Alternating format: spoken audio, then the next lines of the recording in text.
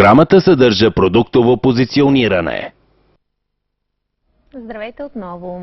Лятото е към своя край вече. Всички ние сме успели да откраднем, обаче поне няколко дни за море и сме погълнали достатъчно слънчеви лъчи, за да се радваме на прекрасен мургав тен. До тук всичко звучи прекрасно, но много често ефекта от златистия тен може да има и доста отрицателни последствия, за които дори не подозираме. Именно за тези неподозирани вреди от слънцето след лятото днес ще говорим с дерматолога доктор Емил Бардаров. Добро утро! Добро утро. Много важна тема, над която съм сигурна, че много малко от нас се замислят. Ние си се радваме на този тен, който сме придобили, дали за 2 дни, дали за 20, има значение по принцип. Определено има значение. Откъде да започнем сега? Значи от дехидратацията на кожата, от петната ли, от обривите ли, от къде?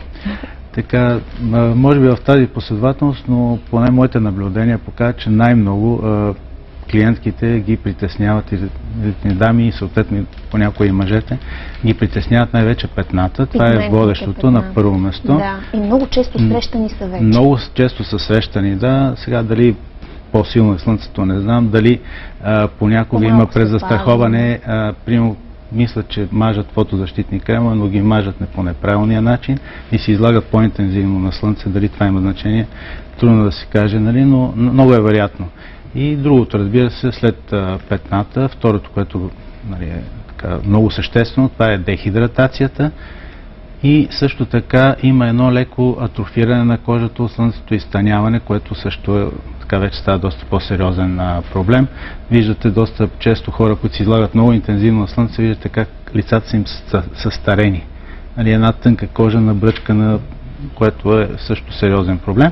И друго, което може би на трето место идва, появата на нежелани разширени капиляри по лицето. И след това идва една друга група проблеми, които са свързани с влошаване на някои заболявания, които са доста масови, примерно каквото е розацеята или примерно акнето. Много хора, примерно, които имат акне, си представят, нали, че като отидат на слънце, те завяхват пъпките от акнето. Обаче това е едно измамно нещо и в последствие, като мине лятото, тъй като кожата има една защита, нали, освен тена, което го желаеме, другото е да задебли мъртвия слой клетки. И при акнето, като се изложиш на слънце, задебелява се мъртвия слой клетки, роговия слой, запушват се порите и един много сериозен тласък на акнето, което е характерно през есента. Ужасно. Радостната новина обаче е, че вече науката и медицината има решение на всеки един от тези проблеми. Ето за това съм пратила аз, моята колежка Божана, на едно място, откъдето ще ни каже как да се справяме с тези проблеми. Една специална процедура ще ни покаже. Добро утро, Божана! Добро утро, Жана. Аз съм в клиниката на доктор Бардаров, заедно с доктор Весна Стоянчова. Тук ще ви покажем една процедура, която се нарича мезотерапия. Всъщност, вие ще я видите, а доктор Бардаров ще я коментира от студиото. Ние тук само ще споменем какъв е продукта и защо се прави тази процедура. Добро утро и от мен. Преди всичко честит празник на всички българи. Самата мезотерапия се прави с продукт Redensity 1. Той съдържа основно хиалуронова киселина и реструктуриращ комплекс, който подобрява колагеновите фибри. Състои се от 8 аминокиселини, 3 антиоксиданта, 2 минерала и 1 витамин и лидокаина, който обезболява самия участък, който третираме. Да, всъщност сега процедурата ще бъде извършена върху мен. Жана, стискай палци и след това, разбира се, всички заедно ще видим промяната. Аз лягам, започваме да работим с доктор Стоянчова. Гледайте.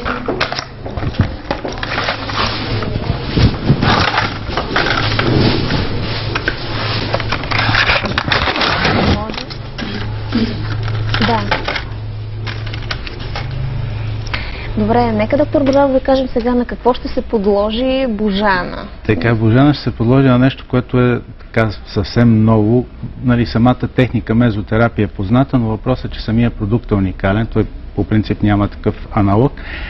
Прави нещо, което така има комплексно действие. От една страна имаме стягане на кожата, уплътняване на кожата, става много по-здрава кожата. Това от една страна. От друга страна заравняваме тена хидратираме кожата и нещо, което е уникално, което на практика друг продукт не може да го направи, казва се така наречения light filling, т.е. това е способността на кожата, подобрява способността на кожата да отразява светлината, което е характерно, примерно, когато човек е млад, в детска възраст, но с годините тази способност за отразяване на светлината се нарушава, кожата става една по-матова, сивкава. Именно този продукт позволява да се възстанови именно тази способност за отразяване на светлината. С принцовка ли виждам С принцовка се инжектира. Не е болезнено в случая, тъй като в самия продукт има лидокаин и примерно правят се няколко обождания по лицето. Изчаква се, може да се изчака примерно за 2-3 минути, за да може да подейства лидокаин и след това вече се инжектира цялото лице. Тази процедура се прави както на лицето, може да се прави на шията и на деколтето.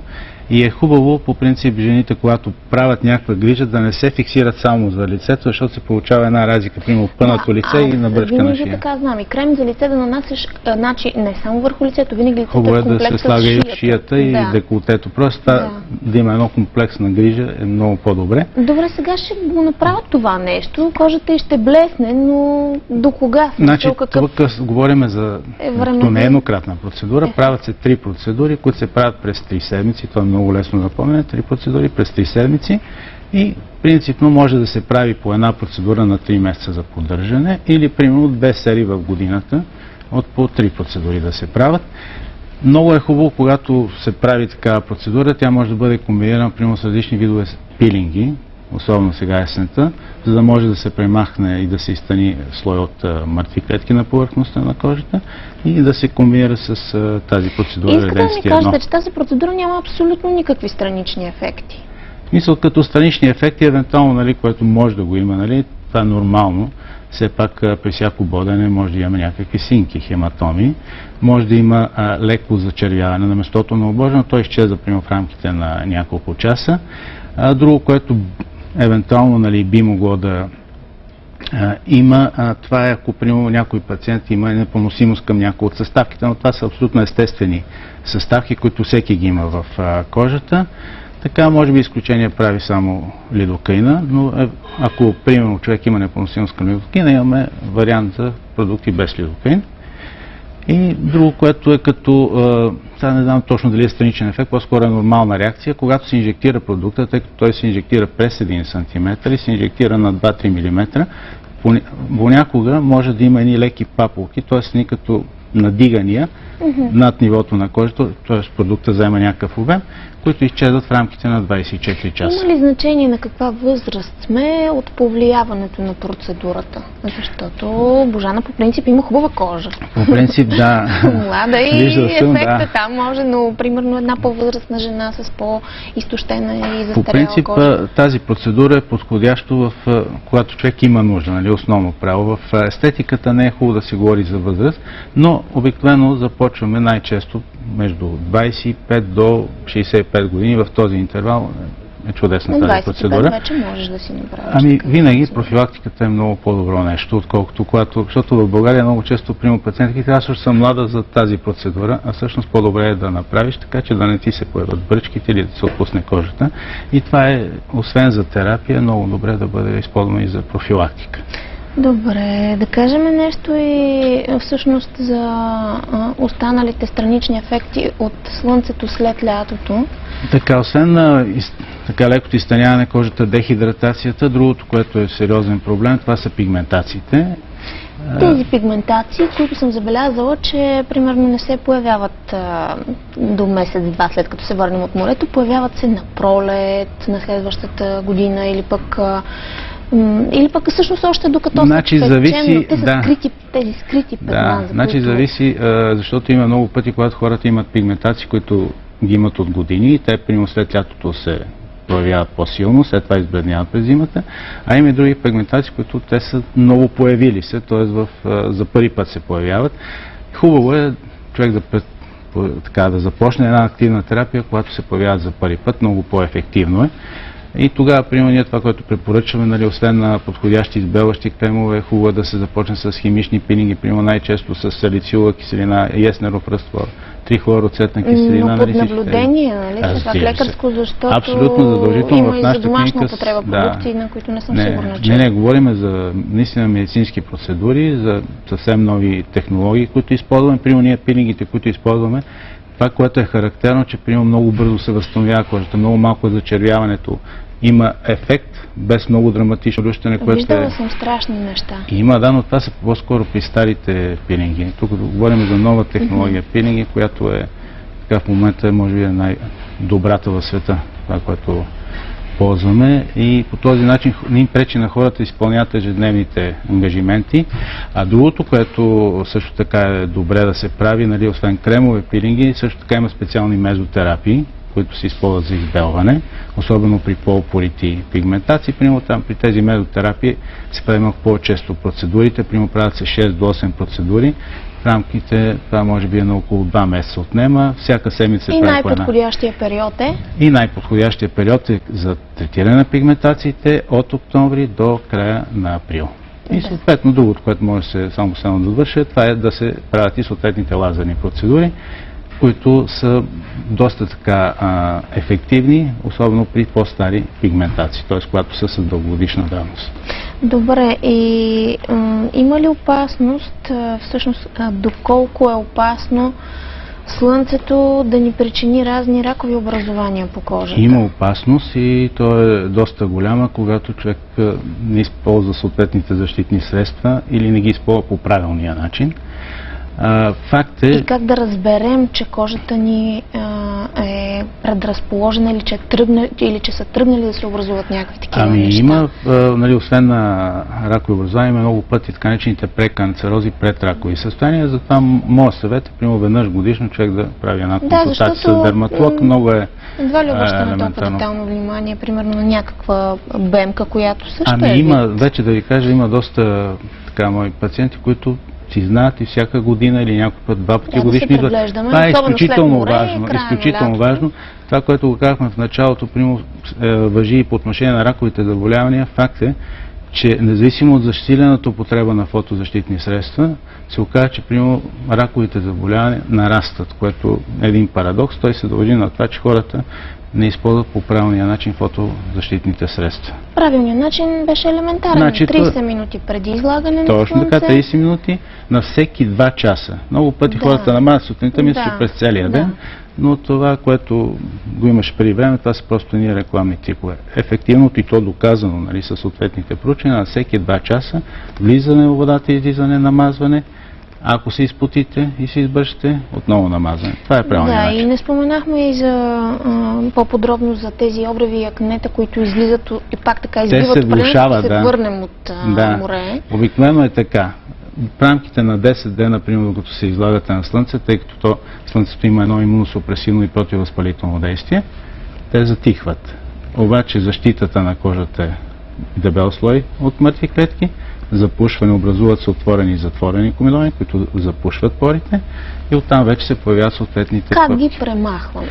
Премахването съответно, в зависимост от тежестта, разбира се, но принципно, ако са по-леките форми, достатъчно е съответни локални средства, примерно съответни крема, в комбинация с химически пилинги. Примерно сега есента е много подходящо време. Значи на гърба, не само на лицето или където да се може навсякъде, да. Много често има на гърба. Има вече специални пилинги за гърба, примерно, които са подходящи с салицилова киселина. Имат и съставки вътре в самите пилинги, които ние използваме, които имат и лечебно действие на самото акне. Т.е. не е прост пилинг, а в комбинация с активни съставки. Да, защото съм виждала и много лоши последствия от, как да кажа, самолечение, самолечение, петната остават после след остават тези петна, пъпки. много пъти белези остават, и нещо, което много така хората правят грешка според мен, защото това е един така порок, може би вече в България. Много често се правят почистване, така наречените ръчни почиствания. Обаче те, когато са често, обикновено се получава един порочен кръг. Ти по-често чистиш лицето и все по-лошо става, все по-разширени пори, все по-мазна кожа и няма излизане. Дали, колеги, имаме възможност все пак към края на процедурата да видим как се чувства Божана, защото виждам, че май приключиха? Вече правят и масажа. Здравейте отново от нас. Процедурата вече приключи. Не е толкова неприятна. Предполагам, че изглежда малко страшно заради спринцовката, но е съвсем поносима. Съвсем поносима е, търпимо е и даже според мен приключи доста бързо. Добре, спокойна съм, Божана. В понеделник отново ще бъдем заедно. Благодаря ти, изглеждаш прекрасно. Наистина, не знам дали ефектът е мигновен, но това, което аз видях е, че нейната кожа е много свежа, много лъска. Защото хиалуроновата киселина, която има вътре, тя много добре свърза водата. Отделно от една от съставките, аргинина, една аминокиселина, която дава моментален блясък. Аргинина. Това го има примерно в продукти, които се слагат примерно за 4-6 часов моментален лифтинг, нали? Дават. Така че това е моментния резултат, съответно и във времето. Всичките съставки, които действат, се получава перфектно. Благодаря ви много. Надявам се да сме били полезни за абсолютно всички наши зрители. Хубав празник ви желая на вас. Честит празник на всички българи. Сега ще прекъснем за кратко, след което на празнична вълна отново продължаваме.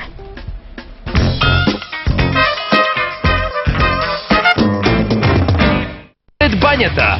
Всеки понеделник с начало от 22 часа по News 7 и продължение от 23 часа по TV7. SHR епилацията с системата Alma Laser е световно признат ефикасен метод за трайно обезкосмяване с диоден лазер от най-ново поколение, който отскоро се предлага и на българския пазар. Модерният център за естетична медицина Spectro Aesthetic София високо квалифицирани специалисти извършват за пръв път у нас иновативната терапия, която дава отлични резултати в борбата с нежеланото окосмяване с минимален брой процедури дори и в летния сезон. Направих първата процедура преди 3 месеца с SHR. Изключително доволна съм от този апарат, тъй като е абсолютно безболезнена процедура. Много съм щастлива като цяло, че вече в България има Alma Laser, който предлага SHR. Само 15 дни след процедурата космите просто започват да падат и не се появяват отново. Препоръчвам на всички дами, които не искат да имат косми, да използват SHR за обезкосмяване, тъй като просто това е най-иновативното възможно. SHR епилацията е най-съвременната технология, която на практика осигурява безболезнена, дълготрайна и безопасна епилация. Процедурата с Alma Laser е много по-приятна от познатите до момента методи и е изключително щадяща към кожата. Ето защо все повече клиенти предпочитат тази процедура. Alma Laser Израел е световен лидер в разработването на различни лазерни технологии, сред които е и метод на лечение на оникомикоза или гъбички по ногтите. Това е бърза и лесна нетоксична терапия, при която лазерите излъчват мощни излици на светлина. Те се предават през нокътната плочка и деактивират нежелания организъм.